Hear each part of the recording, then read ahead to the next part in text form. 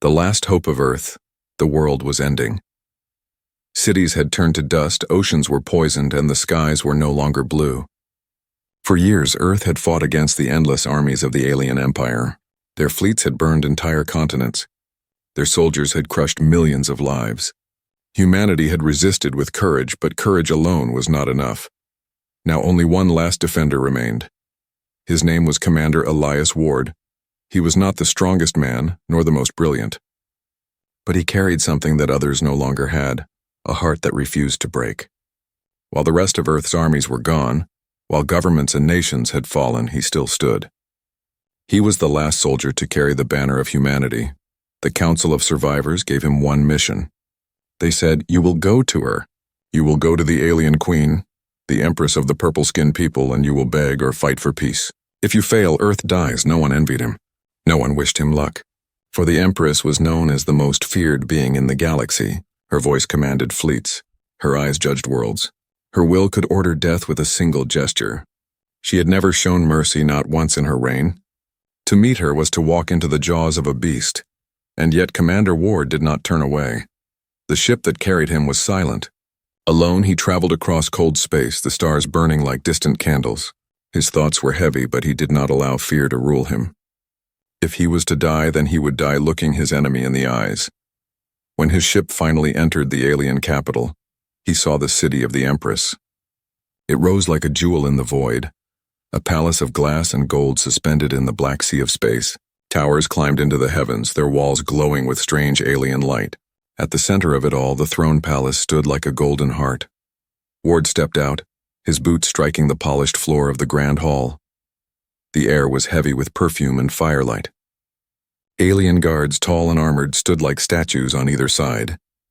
Their eyes followed him, sharp and merciless, but none moved to stop him. They knew why he had come. And then at the far end of the hall she appeared, the Empress.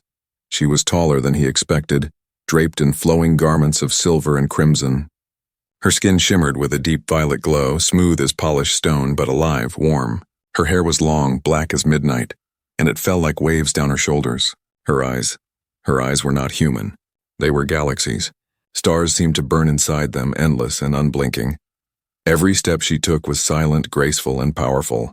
The entire hall bent toward her presence, as if she pulled the world around her like gravity itself. Ward had prepared for anger, for cruelty. He expected her to look at him as an insect, as something weak. But when her eyes locked onto his, something strange happened. She froze. For the briefest second, the great queen of the galaxy did not move. Her gaze lingered on him, not with hatred, but with something else, something buried, something forbidden. Ward did not speak at first. He bowed his head slightly, forcing his voice steady. "I am Elias Ward," he said. "Last commander of Earth, I come for peace." Or for death. The hall was silent.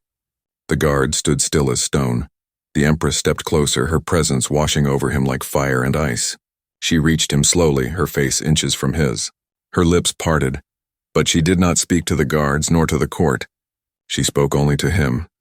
"You should not be here," she whispered, her voice low and soft like silk drawn across steel. "But I have waited for you." Ward's heart struck like thunder in his chest. Waited? For him, how could that be? He was nothing but a soldier, a man carrying the broken flag of a dying world. Yet her words carried no lie. She looked at him as if she had known him across lifetimes. The silence around them thickened. The guards could not hear her voice. Only he did. In that moment, he understood something he had never imagined. The Empress, the most feared ruler in the galaxy, had a secret. And that secret was him. The hall shimmered with golden light. Her eyes lingered on his lips, his face, his soul. And Ward realized the truth. This meeting was not just about war, not just about peace. It was about something far more dangerous, something forbidden, something that could destroy them both. The forbidden connection. Words of the Empress echoed inside Elias Ward's mind. "I have waited for you." He could not answer. His throat was dry, his voice trapped between duty and confusion. How could the most feared ruler in the galaxy speak such words to him? A soldier from a broken world. The hall around them remained silent, but it was not the silence of peace.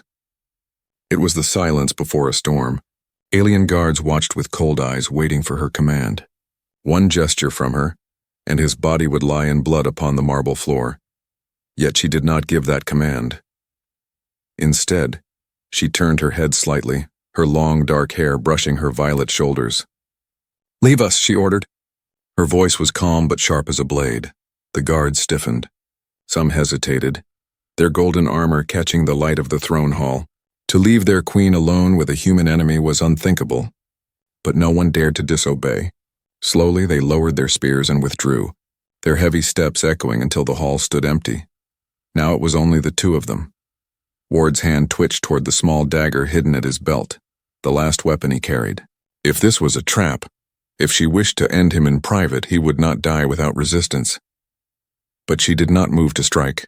She only studied him. Her gaze searched his face as if she was looking for something lost long ago. "You carry the look of defiance," she said softly. "The same fire that once burned in my people before they buried it under laws and chains. Tell me, Elias Ward, does your heart still burn for your dying world?" Ward's jaw tightened. He wanted to spit back to remind her that it was her fleets, her armies, her empire that had brought Earth to ruin. But there was something in her voice, something that trembled. Faint but real. "Yes," he said finally. His voice was steady, though his heart raced. "Even if Earth falls, even if humanity is ashes, my heart will burn until the last breath leaves me." The Empress closed her eyes for a moment, as if his words struck her deeper than any blade. When she opened them again, there was a softness there, hidden behind the endless galaxies of her gaze. "Good," she whispered. "Do not let it die. Do not become what I have become." Ward frowned. He did not understand. She was power. She was glory. The universe bent beneath her throne. How could she of all beings speak with regret? And then she stepped closer, so close that he could feel the warmth of her skin, the faint glow of violet light against his own. She lifted her hand as if to touch his face, but stopped. Her fingers trembled in the air. "It is forbidden," she murmured. "If I touch you, if I let myself, I break the law that binds me to my throne." Ward's breath caught in his chest. "What law?" he asked, her eyes darkened. Shadows moved inside them like storms across stars. "The law of purity.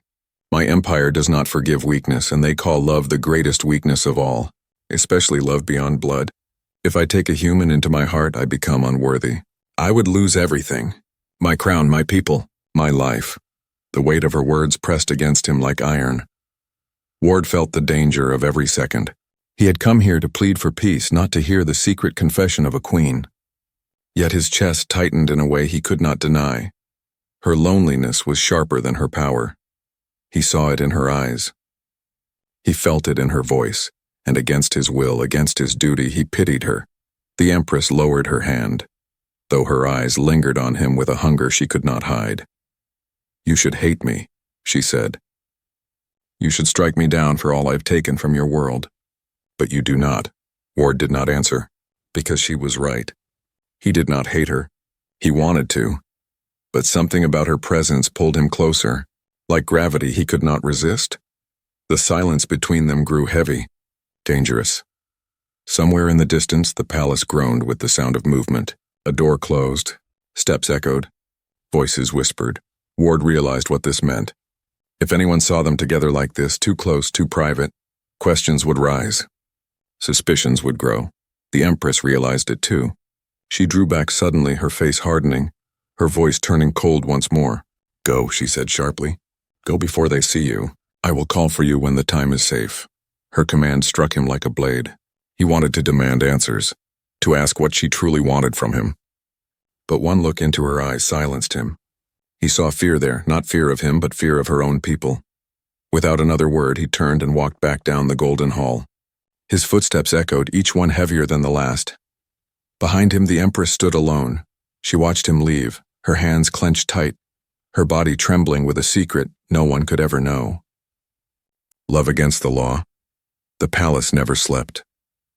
Though night had fallen across the alien capital, golden fires still burned on the towers, and whispers still moved through the halls. The Empress sat alone on her throne, her hands resting on the cold arms of gold, her eyes lost in the distance. She could still see him. Elias Ward, the last human commander. His words haunted her, his defiance burned inside her chest. She told herself it was foolishness. He was her enemy. He was the last spark of a race that her empire had nearly erased. And yet her heart betrayed her. Every law of her people forbade this. The old codes carved into the stones of her palace declared that her blood must remain pure, untouched by the hands of other races. Any queen who dared to love outside her kind was stripped of her crown and executed by her own council. But still, she could not stop thinking of him. Ward felt it too. Back in the quarters given to him, he walked the floor like a caged beast. He told himself to focus, to remember his mission. He had come here to speak for Earth, to demand peace, to beg for survival. But the memory of her voice, the softness in her eyes, tore through his resolve. This was wrong. Every soldier's code, every oath, every duty told him to hate her. Yet when she had looked at him, she was not a queen. She was a woman carrying chains heavier than his own. And then, fate betrayed them both. In the shadows of the palace corridors, eyes had watched. A servant, silent as stone, had seen the Empress standing too close to the human. He had seen her voice soften, her hand tremble in the air as if reaching for him. The servant said nothing that night. He only bowed low and walked away, his heart racing. But secrets never stay buried in a palace built on power. By morning, whispers ran through the court. Why did she dismiss her guards? Why does the human still live? Why was he seen leaving the hall alone, with her eyes following him? The words spread like fire through dry grass. The council of elders gathered in their hidden chambers, their faces sharp and cold as stone. The queen grows weak, one hissed. She dares to speak to the enemy as if he were her equal, another spat. If the whispers are true, then she breaks the law of our blood, a third growled. And if that is so, she is no longer fit to rule. The trap had begun. Ward knew nothing of these whispers as he was summoned again to the throne hall. When he entered, the guards looked at him with sharper eyes than before, their spears held tighter. The golden hall felt colder now, less welcoming, more dangerous. The Empress sat on her throne, her expression carved in ice. She did not look at him as a woman looks at a man. She looked at him as a ruler must look at an enemy, at least in front of others. But when the hall emptied, when the last guard's step faded, her mask broke. Her eyes softened, her voice fell low. You must leave soon, she said, the weight of fear heavy in her words. They suspect already. If they discover the truth, they will not kill only me. They will kill you too. Ward clenched his fists. And what truth is that? He asked, though he already knew. Her voice trembled. That I want you. That I dream of you. That every law I swore to keep shatters when I look into your eyes. The silence that followed was heavy, dangerous, alive. Ward could not breathe for a moment. His heart hammered in his chest. Finally, he stepped closer, his voice low and steady. Then let them come. Let them try to kill me. I will not run. She turned away sharply as if his words cut her deeper than a blade. Fool, she whispered. You do not understand. If I fall, my empire falls with me. My people will not forgive me. They will tear me apart, and you will die screaming in chains before my throne. But Ward did not step back. His hand lifted gently, dangerously, and for the first time he touched her. Just his fingers against her hand, warm against violet skin. Her breath caught. She should have struck him down. She should have called her guards. Instead, she closed her eyes, and for one heartbeat, she allowed herself the weakness. A queen of the stars holding the hand of a broken human soldier. It lasted only a moment. The sound of footsteps shattered it. A door opened. A shadow fell across the hall. A council elder stood at the entrance, his eyes sharp, his mouth curling in disgust. The Empress jerked her hand away, her face turning cold as stone. But it was too late. The elder had seen. He bowed low, his smile thin. My queen, he said, his voice dripping with venom. Forgive the intrusion. I only wish to see with my own eyes the human who has caught your attention. Ward felt the danger instantly. This was no simple court member. This was the beginning of betrayal. The elder's gaze lingered on him like a knife pressed against his throat. The council will wish to speak soon, he said, turning his smile toward the Empress. About many things, including your choices. And with that he left. The hall was silent again, but no silence had ever felt so deadly. The Empress's hands trembled at her sides. She did not look at Ward. She only whispered, The law has been broken, and now the storm will come. The betrayal and the battle. The Empress did not sleep that night. She sat at the high window of her palace, the stars burning outside like 1,000 eyes, all watching, all judging. The law she had broken weighed heavy on her chest. Her heart had betrayed her crown, and the council would not forgive. In the shadows beneath the golden towers, voices were already moving. The elder who had seen her with Elias Ward wasted no time. He whispered poison into the ears of others. He spoke of weakness, of corruption, of a queen who had lost her purity. And in a court built on fear, poison spread quickly. By dawn, the council gathered. "The queen has failed," one declared. "She dares to share her heart with a human," another spat. "She breaks the sacred law," said a third. "Her throne no longer belongs to her. It belongs to the empire," they agreed with a single voice. She must be removed, but they were cunning. They would not strike her openly, not yet. They would let the rumor turn to rage among the people. And when the empire itself cried for blood, they would move in for the kill. Elias Ward knew nothing of these secret meetings. He woke to the sound of alarms. The palace shook with noise. Lights flashed against the walls. The guards outside his door shouted in alien tongues, their voices sharp with panic. He burst from his chamber, his hand on his dagger, his heart pounding. What he saw turned his blood cold. The palace was under siege, not from earth, not from outside, from within. Columns of armored soldiers marched through the golden halls, their banners marked with the sigil of the council. Their faces were hard, their eyes burning with fanatic fire. They were not here to defend the queen. They were here to take her throne. Ward pushed through the chaos, his breath ragged. Every step echoed with the clash of blades, the shouts of war. He knew where he had to go. He had to find her. He found her in the throne room. She stood tall, her crown of silver glinting in the firelight, her robes flowing around her like storm clouds. Her guards, loyal still, fought in desperate lines before her. Spears clashed against spears, shields broke against shields. Blood stained the golden floor. When her eyes found Ward, they burned with both fury and relief. "You should not have come," she shouted over the roar of battle. "And leave you to die?" he shouted back. "Never!" The council's forces surged forward, and the battle swallowed them both. Ward fought like a man possessed. His dagger cut through the air, his fists struck with fury. His body moved with a strength born from desperation. He was only one man, but in that hall he was a storm. The Empress fought beside him. Her hands glowed with violet fire, energy crackling from her fingertips. Every gesture of her will sent enemies flying. Every command of her voice tore through the ranks.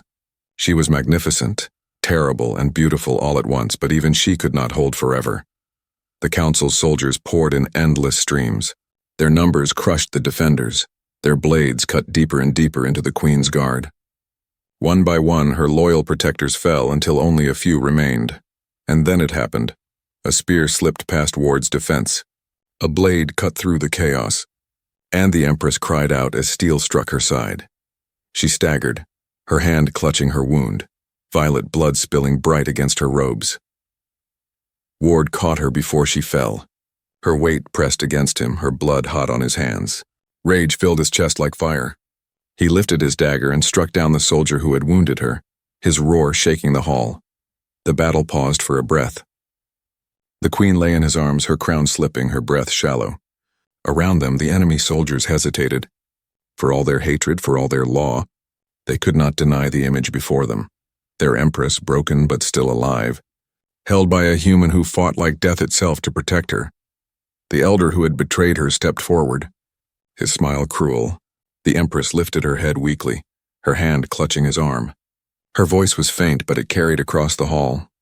"You call love a weakness," she whispered, "but love is the only strength that remains when all else is lost." Her words struck like thunder. The hall shook with silence, and then the storm returned. The soldiers screamed and charged. Ward braced himself, his dagger raised, his heart pounding.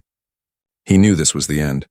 He knew there was no escape, but he also knew this: he would not let her die alone. Breaking the ultimate law, the throne hall had become a storm of steel and blood. Ward fought with every breath, every muscle burning, every strike fueled by rage. He kept the Empress close, her violet blood staining his hands, her breath shallow against his chest. The enemy soldiers pressed in, endless, merciless. And then something changed. The Empress's eyes opened wide. For a heartbeat, they were not filled with pain. They were filled with fire. She lifted her hand weakly, but when her fingers curled, the entire hall trembled. A wave of violet energy erupted from her body. The golden walls cracked. Spears shattered. Soldiers screamed as they were hurled across the room like leaves in a storm. Ward shielded his face, the force shaking his bones. When the light faded, silence fell. The hall was wrecked, bodies scattered across the marble floor. Only the elder stood clutching a pillar, his face pale with terror. The Empress sagged against Ward, her strength nearly gone. But her eyes burned with defiance as she fixed them on the elder. "You think me weak," she said, her voice low but sharp as a blade. "You think love breaks me, but love is the only reason I still stand. Without it, I would be nothing but a crown on an empty throne," the elder snarled. "Your words mean nothing. The law is eternal. You have broken it. Your people will never forgive you." Ward felt her trembling against him. He saw the truth in her eyes. The elder was right. Even if she survived this night, the Empire would not accept her anymore. Her council would never kneel again. Her throne was lost. But then she looked at him. And in that look, Ward saw her decision. Slowly, painfully, she pulled the silver crown from her head. The jewels glimmered in the ruined hall, catching the last of the broken firelight. She held it in her hand for a moment, then let it fall. The crown struck the floor and rolled across the marble, its sound echoing like thunder. Gasps filled the air. Even the soldiers who still lived froze in shock. The Empress had abandoned her throne. "I am no longer your queen," she said, her voice carrying through the ruins. "I am no longer bound by your chains. I have broken your law, and I will not bow to it again." The elder's face twisted in rage. "Then you are nothing," he roared. Ward's arm tightened around her. "No," he said, his voice cold and steady. "She is everything." The elder lifted his weapon, but before he could strike, the Empress raised her hand one final time. A burst of violet fire erupted, striking the pillar behind him. The marble shattered. The elder screamed as the stone collapsed, burying him beneath it. Silence fell again. The surviving soldiers lowered their weapons.